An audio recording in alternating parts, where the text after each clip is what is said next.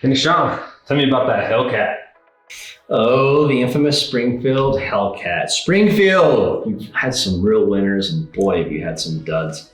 We're not here to talk about duds today. We're here to talk about your Hellcat. Hellcat came out about a year and a half ago, had a massive traction right off the jump because Springfield joined that micro, I should say almost micro compact category.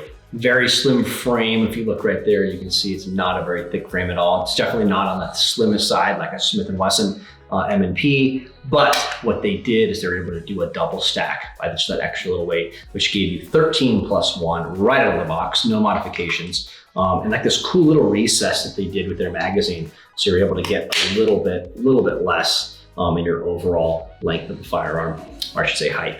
This one's equipped with a Hex Wasp red dot. Don't have a ton of experiences with this one. It does kind of flash on and off with bright lights that flash really hard or bother you. It might not be the best one for you. The one thing I really like about this gun though is the co-witness of both the front and the rear sight.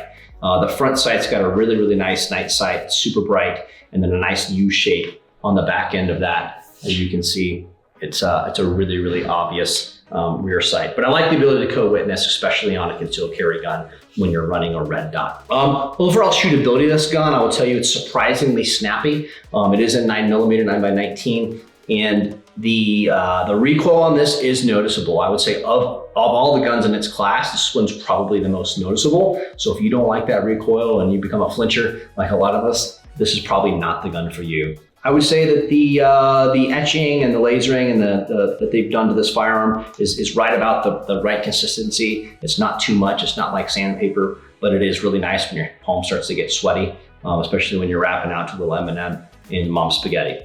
Other than that, Springfield Armory, not a bad little run. Not my first choice, probably not my second choice, but if I've got to pick between this and a Glock, I mean, I think we all know what the choice is. We're going with Springfield.